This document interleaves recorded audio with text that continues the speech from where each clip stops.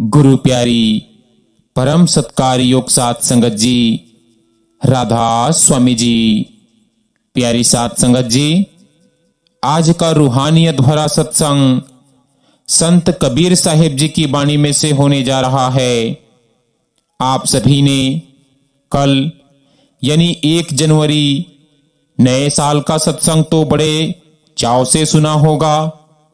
संगत जी, आज भी आपसे खास विनती की जाती है कि आज के सत्संग को भी आप जी बिल्कुल भी अधूरा ना छोड़िएगा, क्योंकि आज के सत्संग में हमें समझने को मिलेगा कि रूह कौन है और देह कौन है। आज स्पष्ट होगा कि जो हंसता रोता दिखाई देता है वह देह है, शरीर है, और जो भीतर से चुपचाप तड़प रही है वह रूह है, वह आत्मा है। देखो, देह को तो संसार चाहिए, पर रूह को केवल और केवल मालिक चाहिए। इसीलिए आज भी आपसे खास विनती की जाती है कि आज का सत्संग आप जी पूरा जरूर सुने। संगत जी, आज के सत्संग के वचन हैं, रोवे रूह पिंजर माही, हंसत फिरे यह देह, मालिक बिन सब सुना, चाहे लाखों नेह। यहां संत कबीर साहिब का शब्द केवल शब्द नहीं है, यह हर जीवात्मा की सच्ची कहानी है। कबीर साहिब कहते हैं कि रूह पिंजरे में बैठकर रो रही है और देह यानी शरीर बाहरी दुनिया में हंसती फिर रही है। जरा ठहर कर सोचिए, क्या यहां हमारी बात नहीं हो रही? क्या यह हम नहीं हैं?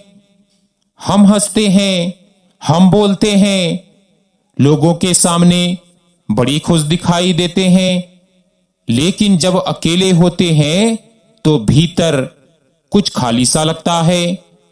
यह खालीपन किसी चीज से नहीं भरता, न रिश्तों से, न पैसों से, न मान सम्मान से, क्योंकि वह खालीपन मन का नहीं, रूह का है। देह इस संसार की है, देह को तो चाहिए सुख, सुविधा, आराम, पहचान, और रूह इस संसार की नहीं है। रूह को चाहिए परमात्मा, मालिक। यही कारण है कि देह हंसती है और रूह यानी आत्मा रोती है। देह को मिल जाए घर, परिवार, धन, पद, प्रतिष्ठा तो वह संतुष्ट हो जाती है, लेकिन रूह पूछती है कि मेरा क्या? रूह कहती है कि मुझे वह चाहिए जहां से मैं आई हूं। अब देखो, वाणी में फरमाया गया पिंजरा। अब ये पिंजरा क्या है? कबीर साहिब कहते हैं कि रूह पिंजरे में बंद है। यह पिंजरा, यह शरीर है, यह मन है, यह अहंकार है, यह इच्छाएं हैं। बहुत कम लोग कहते हैं कि हम तो खुश हैं, लेकिन कबीर कहते हैं कि देह खुश है, शरीर खुश है, रूह खुश नहीं। अगर रूह खुश होती तो आदमी हर हाल में शांत रहता, लेकिन आज थोड़ा सा भी कुछ उल्टा हो जाए तो भीतर सब कुछ हिल जाता है। यह हिलना देह का नहीं, रूह का है। अब सवाल पैदा होता है कि रूह क्यों रोती है? रूह इसीलिए नहीं रोती कि उसे दुख मिला है, रूह इसलिए रोती है कि उसे परमात्मा नहीं मिलता, उसे मालिक नहीं मिला। कबीर साहिब कहते हैं कि मालिक के बिना सब कुछ होते हुए भी सब सूना है। घर है लेकिन शांति नहीं, रिश्ते हैं लेकिन अपनापन नहीं है, धन है लेकिन संतोष नहीं, क्योंकि यह सब रूह की भूख नहीं है। आप जी ने वाणी में फरमाया, चाहे लाखों नेह हो। अब नेह क्या है? नेह का मतलब है प्रेम, दुनियावी प्रेम, मां का प्रेम, पत्नी का प्रेम, बच्चों का प्रेम, दोस्तों का प्रेम। यह सब सुंदर है लेकिन सीमित है। यह प्रेम कभी डर बन जाता है, कभी दुख बन जाता है, क्योंकि यह प्रेम मालिक से नहीं जुड़ा। जिस प्रेम में मालिक नहीं, वह प्रेम भी आखिरकार बोझ बन जाता है। आज का मनुष्य सबसे ज्यादा परेशान क्यों है? क्योंकि आज का मनुष्य रूह की आवाज को दबा रहा है। आत्मा रो रही है और हम उसे मोबाइल, कामकाज, मनोरंजन और दुनिया की दौड़ से चुप करा रहे हैं। लेकिन रूह चुप नहीं होती, वह इंतजार करती है। और जब बहुत देर हो जाती है तो वह बेचैनी बन जाती है, डर बन जाती है, डिप्रेशन बन जाती है। असल में यह सब रूह की पुकार है। कबीर साहिब कहते हैं कि मालिक कहीं बाहर नहीं है, मालिक तेरे भीतर है। भीतर ढूंढ। लेकिन तेरे भीतर जाने का रास्ता मन से नहीं खुलता, समर्पण से खुलता है। जिस दिन इंसान यह मान ले कि मैं कुछ नहीं हूं, मुझे तू ही चाहिए, उसी दिन रूह का रोना धीरे धीरे शांति में बदलने लगता है। रूह अपने आप पिंजरे से नहीं निकल सकती। पिंजरे का दरवाजा गुरु खोलता है। गुरु कोई देह नहीं, गुरु वह शक्ति है जो रूह को मालिक से जोड़ती है। गुरु रूह को यह याद दिलाता है कि तू इस पिंजरे की नहीं है, तू सचखंड का है। मालिक तेरा अपना है, बाकी सब पराया। गुरु प्यारी साध संगत जी, आज हम सब यहां सत्संग सुन रहे हैं। किसी के चेहरे पर मुस्कान है, किसी के होठों पर नाम है, लेकिन भीतर भीतर जो बैठा है वह बहुत थका हुआ है। वह रूह जो ना किसी से कुछ कह पाती है, ना किसी को अपना दर्द दिखा पाती है। दिन भर यह शरीर चलता है, काम करता है, हंसता है, बोलता है, लेकिन रात को जब सब सो जाते हैं तब रूह करवटें बदलती है और चुपचाप कहती है कि हे मालिक, मैं यहां की नहीं हूं, मेरा घर यहां नहीं है। संगत जी, आप भी जब आज रात बिस्तर पर आराम करें तो यह बात जरूर सोचें कि क्या आप यहां हमेशा रहने वाले हैं। यह दुनिया रूह का घर नहीं है। यह शरीर रूह का वस्त्र है जो एक दिन उतर जाएगा। रूह आई थी मालिक से मिलने, लेकिन फंस गई मन में, फंस गई इंद्रियों में, फंस गई काल के जाल में। काल ने हमें मारा नहीं, काल ने हमें भुला दिया। भुला दिया कि हम कौन हैं, भुला दिया कि हम कहां से आए हैं, और भुला दिया गया कि हमें कहां जाना है। आज मनुष्य कहता है कि सब ठीक है, घर है, परिवार है, रोटी है, इज्जत है, लेकिन रूह जानती है कि कुछ भी ठीक नहीं है, क्योंकि रूह को मालिक की पहचान नहीं मिल रही। रूह को अपने घर की याद नहीं मिल रही। जब बच्चा पैदा होता है तो वह रोता है। दुनिया कहती है कि बच्चा रो रहा है, लेकिन सच्चाई यह है कि रूह रो रही होती है, आत्मा रो रही होती है। वह कहती है कि मैं फिर से इस जेल खाने में आ गई, और उस दिन से लेकर आज तक हर सांस के साथ आत्मा यही कह रही है कि मुझे घर जाना है, मुझे मालिक के पास जाना है, मालिक से मिलना है। गुरु प्यारी सत्कार योग साथ संगत जी, अगर कभी बिना कारण भजन सिमरन में आंसू अपने आप बहने लगते हैं तो समझ लेना कि यह कमजोरी नहीं है, यह रूह की जागृति है। यह वह पल है जब रूह मालिक को पहचान लेती है।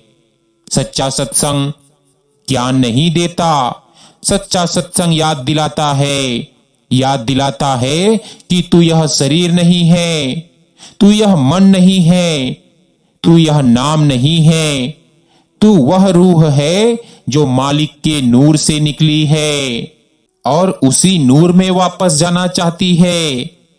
रूह शब्दों से मालिक को नहीं बुलाती, रूह पुकारती है तड़प से, बेचैनी से और सच्चे प्रेम से। जब यह तड़प पूरी हो जाती है तो मालिक चुप नहीं रहता, उसी पल गुरु आता है।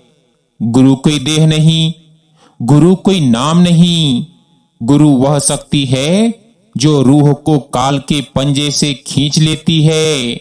गुरु वह आवाज है जो भीतर से कहती है कि डर मत, मैं आ गया हूं। और उसी दिन रूह पहली बार थोड़ा सा सुकून लेती है। गुरु प्यारी साथ संगत जी, आज सवाल यह नहीं है कि आप कितना जानते हैं, आज सवाल यह है कि क्या आपकी रूह सच में मालिक को चाहती है, या फिर हम बस डर के कारण भजन सिमरन कर रहे हैं। क्योंकि डर से किया गया सिमरन रूह को नहीं उठाता और प्रेम से किया गया सिमरन रूह को उड़ना सिखा देता है। आज इस वचन के साथ अगर भीतर कुछ जगा हो तो समझ लेना रूह ने दस्तक दी है, और जब रूह दस्तक देती है तो मालिक बहुत प्यारा लगता है, मालिक बहुत पास होता है। आज रूह आपको एक सच्चाई दिखाने आई है। आज बात मीठी नहीं होगी लेकिन सच्ची होगी। आज यह वचन सुकून नहीं देगा लेकिन आत्मा को जगा देगा, क्योंकि रूह को जगाने के लिए थपकी नहीं, झटका चाहिए। गुरु प्यारी साथ संगत जी, जिसे हम दुनिया कहते हैं वह काल का दरबार है, और हम सब अनजाने में काल के दरबार में हाजिरी लगा रहे हैं। काल कोई डरावनी शकल नहीं है, काल वह व्यवस्था है जो रूह को भूल में रखती है, और जब समय निकल जाता है तो काल हंसकर कहता है कि अब देर हो चुकी है। रूह रोज कहती है कि आज सिमरन कर ले, आज मालिक को याद कर ले, और मन कहता है कि कल कर लेना। और यह कल काल का सबसे बड़ा हथियार है। इसका जिक्र हमने कल के सत्संग में भी किया था। काल ने किसी को पाप से नहीं हराया, काल ने सबको टालने की आदत से हराया है। हम कहते हैं कि भजन करेंगे, सिमरन करेंगे, लेकिन आज नहीं, और यह आज नहीं धीरे धीरे पूरी जिंदगी बन जाता है। रूह भीतर बैठी सब देखती है, वह देखती है कि मन उसे धोखा दे रहा है, लेकिन वह बेबस है, क्योंकि हमने रूह को नहीं मन की सुनी है। आपने देखा होगा कि भजन में बैठते ही नींद आ जाती है, सिमरन करते ही मन भागने लगता है। यह शरीर की थकान नहीं है, यह काल की चाल है, क्योंकि जब रूह ऊपर उठने लगती है तो काल घबरा जाता है।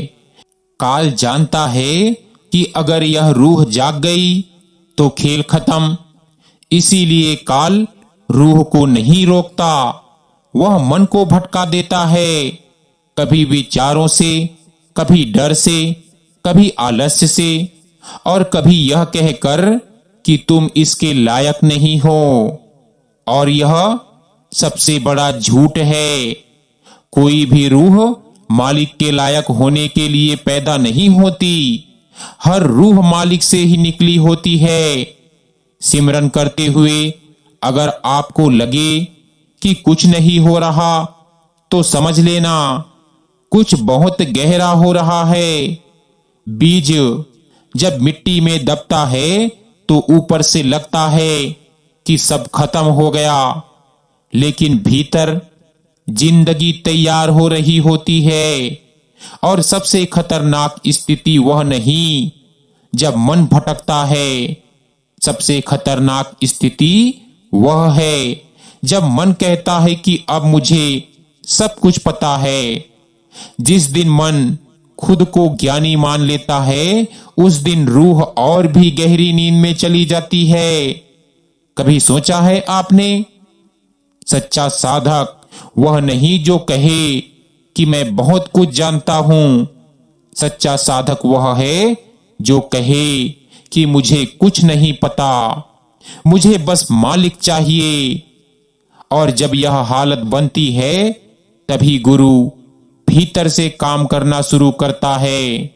गुरु बाहर से कम बोलता है, लेकिन भीतर बहुत कुछ तोड़ता है। वह मन का घमंड तोड़ता है, वह अहंकार की दीवार गिराता है और रूह को हल्का करता है, क्योंकि भारी रूह ऊपर नहीं उठ सकती। गुरु प्यारी सत्कार योग साथ संगत जी, अगर जीवन में सब कुछ ठीक होते हुए भी अंदर खालीपन है, तो समझ लेना यह खालीपन नहीं, यह पुकार है। यह रूह की पुकार है जो कह रही है कि अब बहुत हो गया, अब मुझे घर जाना है। और जब यह पुकार सच्ची हो जाती है, तो गुरु दृष्टि भी देता है, शक्ति भी देता है और सहारा भी देता है। लेकिन गुरु आलसी रूह को कंधे पर नहीं उठाता, गुरु चलने वाले का हाथ पकड़ता है। इसीलिए थोड़ा प्रयास आपको भी करना है, थोड़ी ईमानदारी आपको भी दिखानी है। सिमरन कम हो लेकिन सच्चा हो, भजन छोटा हो लेकिन प्रेम से भरा हो, क्योंकि एक सच्ची आह हजारों झूठे शब्दों से ज्यादा दूर तक जाती है। अगर आज यह वचन दिल में चुभा हो, अगर मन बेचैन हुआ हो, तो डरना मत, यह काल की हार है और रूह की जीत की शुरुआत है। गुरु प्यारी साथ संगत जी, अब रूह आपको उस मोड़ पर ले जाना चाहती है जहां से वापसी आसान नहीं होती, क्योंकि वहां पहुंचकर रूह समझ जाती है कि वह अकेली नहीं है। अब बात उस पल की आती है जब सिमरन करते करते अचानक कुछ बदलने लगता है। बाहर कुछ नहीं बदलता, लेकिन भीतर सब कुछ हिल सा जाता है। रूह जब पहली बार मालिक की मौजूदगी महसूस करती है, तो वह किसी दर्शन की तरह नहीं आती, वह आती है एक हल्के बोझ के उतरने की तरह। जैसे कोई देर से कंधे पर रखा हो पत्थर अचानक हट जाए, उस पल आंखें अपने आप भर जाती है, लेकिन कारण समझ में नहीं आता। मन शांत हो जाता है, लेकिन कोई शब्द नहीं मिलता। यही वह पल है जब गुरु भीतर से छूता है। गुरु तब कोई आवाज नहीं देता, गुरु तब कोई रूप नहीं दिखाता। गुरु बस यह एहसास देता है कि डर मत, मैं यही हूं। बहुत से लोग इस पल को नजरअंदाज कर देते हैं। वे सोचते हैं कि यह भावुकता है, यह मन का खेल है, और यही सबसे बड़ी भूल हो जाती है, क्योंकि मन कभी हल्का नहीं करता, मन कभी शांत नहीं करता। यह काम सिर्फ गुरु करता है। लेकिन काल इस पल को टूटने नहीं देता। काल तुरंत कहता है कि यह कुछ नहीं है, आगे कुछ नहीं होगा। तुम कल्पना कर रहे हो और मन काल की बात मान लेता है। रूह को सबसे ज्यादा नुकसान यही होता है जब रूह पहली बार ऊपर उठने लगती है और हम उसे नीचे खींच लेते हैं। गुरु प्यारी साध संगत जी, आज समझ लो, रूह का रास्ता शोर से नहीं खुलता, रूह का रास्ता तर्क से नहीं खुलता, रूह का रास्ता सिर्फ और सिर्फ समर्पण से खुलता है। अब समर्पण का अर्थ सब छोड़ देना नहीं है। समर्पण का अर्थ है भीतर से झुक जाना, यह मान लेना कि मैं कुछ नहीं कर सकता अगर तू ना संभाले।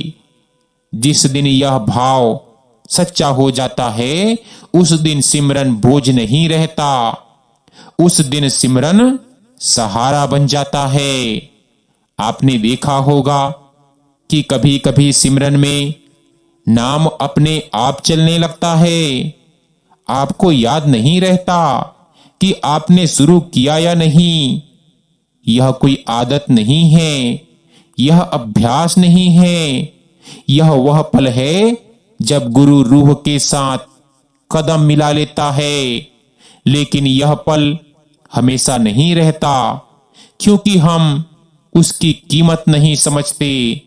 हम फिर जल्दी करने लगते हैं, अनुभव ढूंढने लगते हैं, और जहां लालच आता है वहां काल आ जाता है।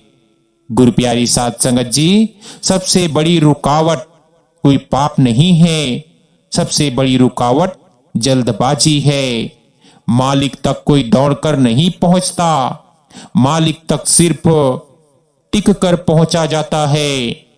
रूह का रास्ता धीरे धीरे खुलता है, लेकिन जब खुलता है तो कभी बंद नहीं होता। अगर आपको लगे कि रास्ता बंद है तो समझ लेना आप मन से देख रहे हैं, आत्मा से नहीं। आज एक बात दिल में बैठा लो कि जो कुछ भी भीतर घट रहा है वह देखा नहीं जाता, जिया जाता है। गुरु दिखाने नहीं आता, गुरु उठाने आता है। और जिस दिन यह रूह समझ लेती है, उस दिन भजन सिमरन कर्तव्य नहीं रहता, सांस बन जाता है। सांस। आज अगर इन वचनों को सुनते हुए भीतर कोई नरमी आई हो तो समझ लेना गुरु ने दस्तक दी है। और जब गुरु दस्तक देता है तो मालिक दूर नहीं होता।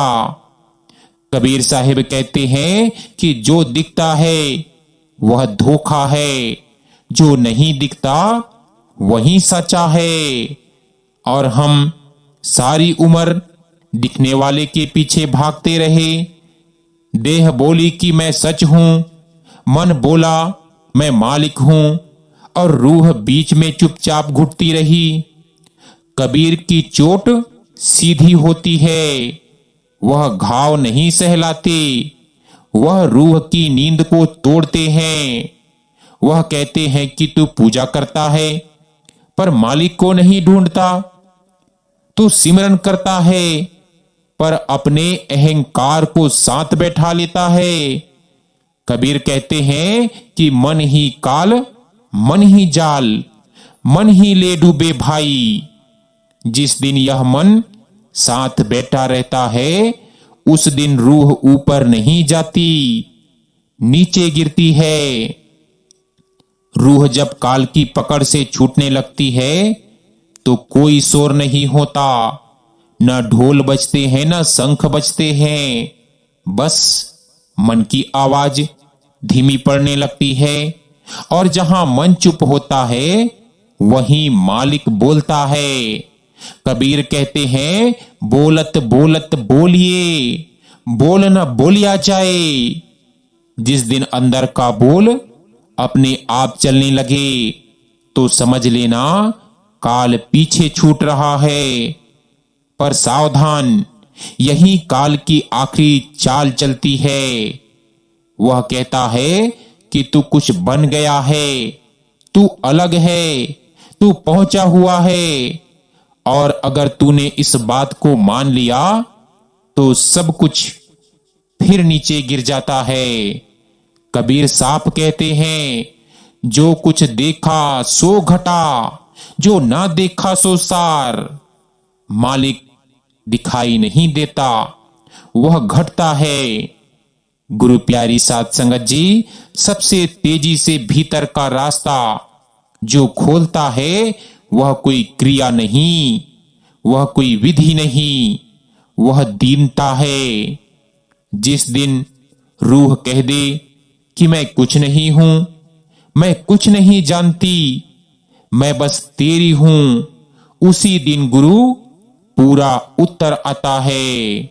इसीलिए तो कबीर कहते हैं, जब मैं था तब हरि नहीं, अब हरि है मैं नहीं। जहां मैं बची वहां काल बैठा, जहां मैं मिट गया वहां मालिक प्रकट। भाइयों, गुरु उस रोह को कभी अकेला नहीं छोड़ता जो अपनी चाल छोड़ दे, जो तेज नहीं चलता, जो आगे नहीं दौड़ता, जो बस नाम से लिपट जाता है।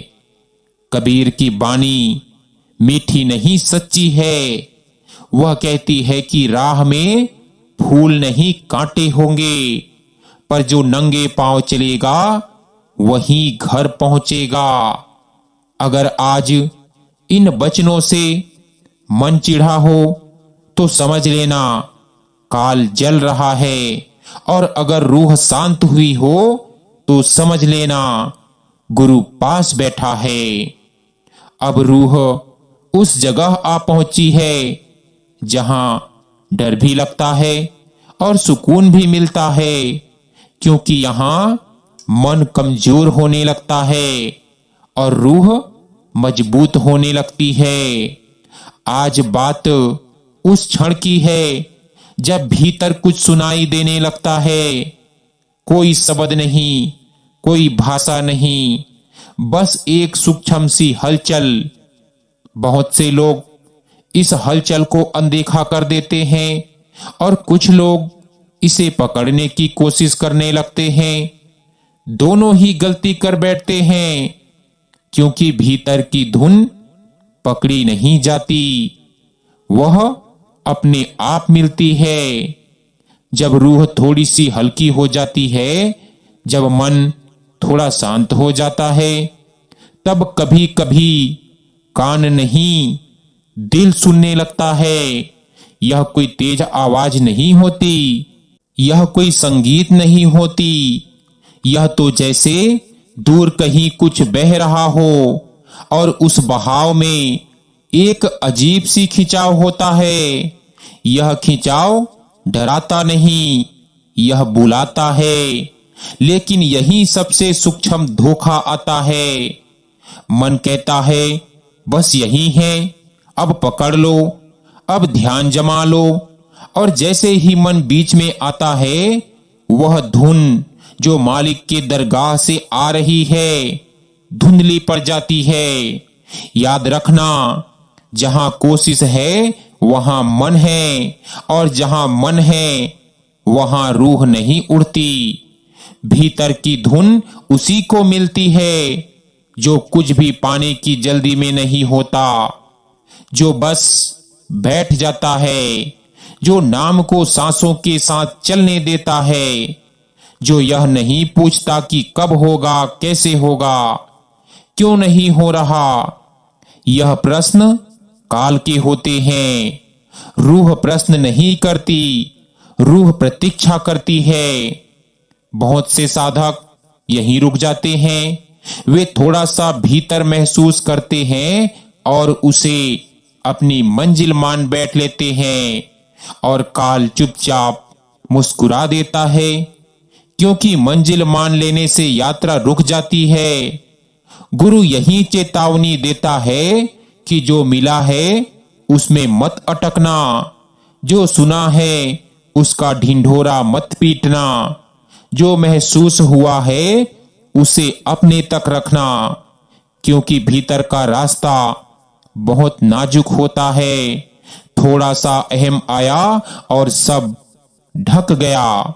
गुरु प्यारी साध संगत जी, धुन सुनाई देना लक्ष्य नहीं है, धुन में डूब जाना लक्ष्य है। और डूबना तभी आता है जब तैरने की इच्छा खत्म हो जाती है, जब रूह यह मान लेती है कि अब तू ही संभाल। उसी दिन गुरु आगे का रास्ता खोल देता है।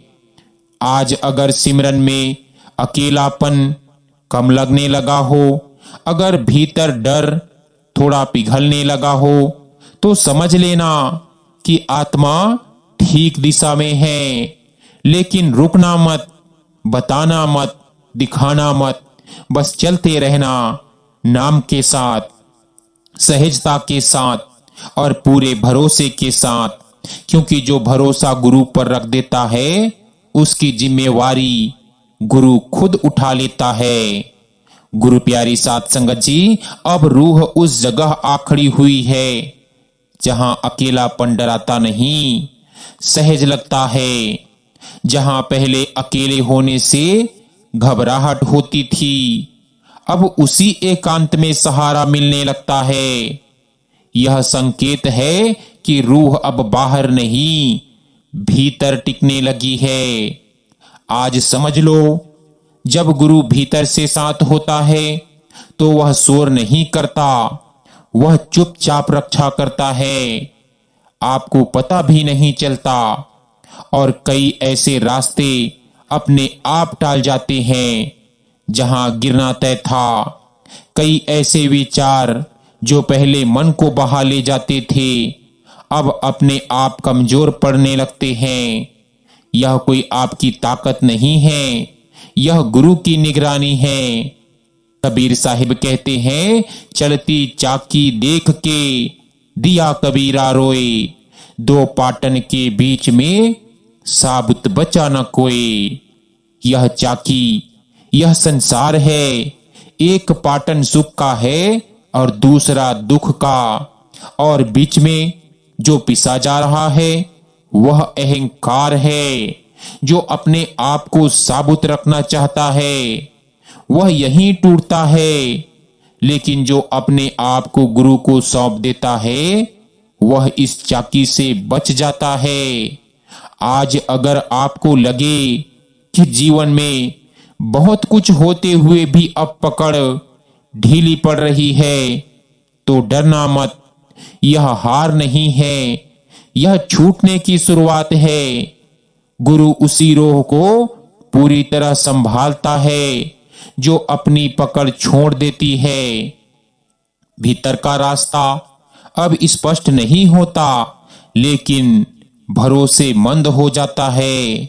आपको हर कदम दिखाई नहीं देता, लेकिन गिरने का डर खत्म हो जाता है, क्योंकि अब चलने वाला आप नहीं होते, अब चलाने वाला कोई और होता है।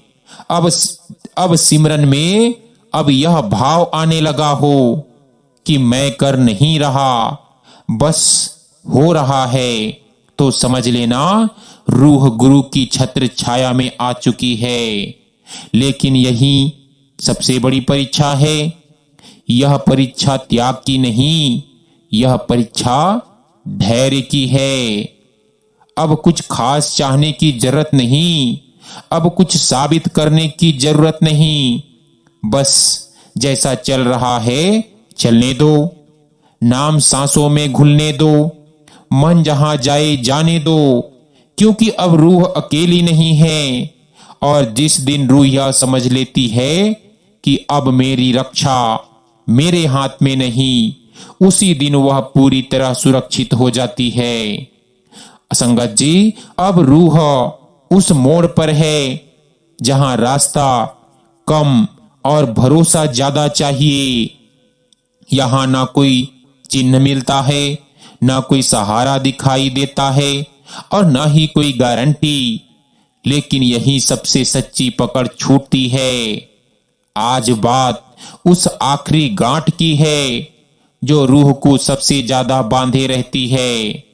वह गांठ पाप की नहीं होती, वह गांठ इच्छा की नहीं होती, वह गांठ अपने होने की होती है।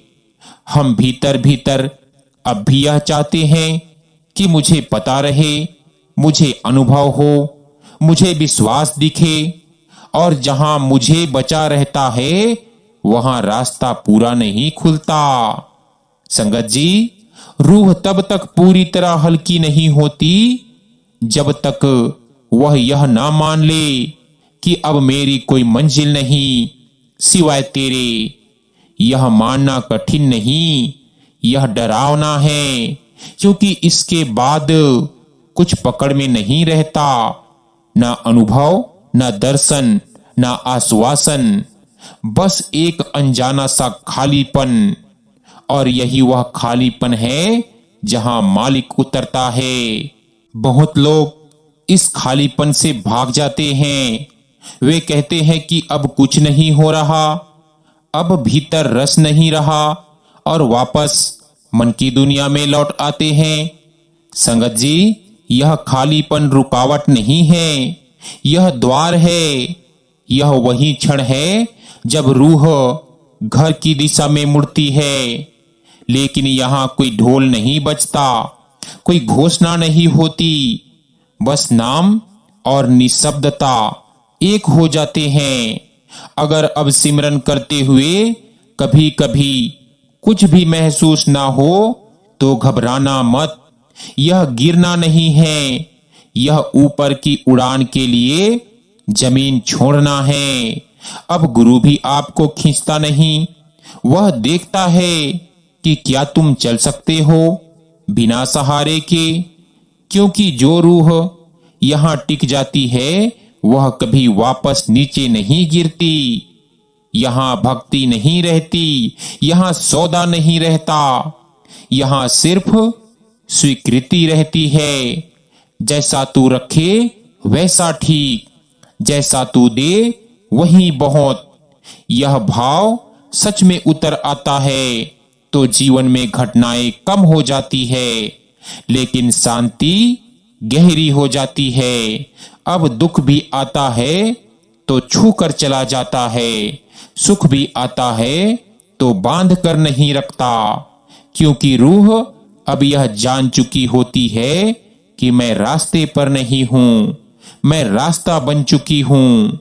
आज अगर इन वचनों के बीच कहीं मन थम गया हो तो समझ लेना यही वह जगह है जहां अधिकतर लोग लौट जाते हैं।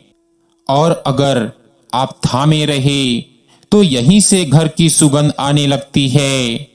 अब सब कुछ कहकर कबीर साहिब अंतिम कड़ी में कहते हैं कि अब शब्द धीरे धीरे खामोश होने वाले हैं, क्योंकि अब रूह बोलने की जगह सुनने लगी है। यह वह पल है जहां कुछ समझना नहीं पड़ता, कुछ बताना नहीं पड़ता, कुछ पाना नहीं पड़ता। यह वह पल है जहां सब कुछ अपने आप ठीक हो जाता है। अब रूह यह नहीं पूछती कि रास्ता कितना बचा है। अब रूह यह नहीं देखती कि कितना ऊपर पहुंची हूं। अब रूह बस चलती है नाम के सहारे, नाम के भरोसे और गुरु की अदृश्य उंगलियां थामे हुए। जब रूह सच में घर की ओर मुड़ जाती है तो जीवन में कोई चमत्कार नहीं होता, ना कोई प्रकाश, ना कोई आवाज, ना कोई दिखावा, बस एक गहरी स्थिरता उतर आती है। अब मन कोशिश करता है डराने की, लेकिन उसकी आवाज दूर से आती है। अब काल पुरानी बातें याद दिलाता है, लेकिन उनमें पकड़ नहीं रहती, क्योंकि रूह अब अपने असली सहारे को पहचान चुकी होती है। अब भजन करना कर्तव्य नहीं रहता, अब सिमरन करना तकनीक नहीं रहता, अब नाम सांस बन जाता है। आते जाते उठते बैठते हंसते रोते नाम चुपचाप साथ चलता है। और जिस दिन यह घटता है उस दिन रूह समझ जाती है कि अब मुझे कुछ साबित नहीं करना, अब मुझे कहीं पहुंचना नहीं, अब जो है वही पर्याप्त है। संगत जी, मालिक दूर नहीं होता, हम उलझे होते हैं। जिस दिन उलझन खत्म होती है उस दिन मिलन हो जाता है, और यह मिलन किसी दिन किसी जगह नहीं होता। यह मिलन अभी होता है, यही होता है और भीतर होता है। आज अगर इन वचनों के साथ आपका मन थोड़ा शांत हुआ हो, अगर भीतर कोई लड़ाई रुक गई हो, तो समझ लेना रूह घर की चौखट पर आ खड़ी हुई है। अब पीछे देखने की जरूरत नहीं, अब गिनने की जरूरत नहीं। अब बस एक काम है, नाम को नाम रहने देना, भरोसे को भरोसे रहने देना, और खुद को छोड़ देना। क्योंकि जो रूह खुद को छोड़ देती है उसे मालिक कभी नहीं छोड़ता। अब यह सत्संग यहीं समाप्त होता है। यह आपकी सांसों में जारी रहेगा।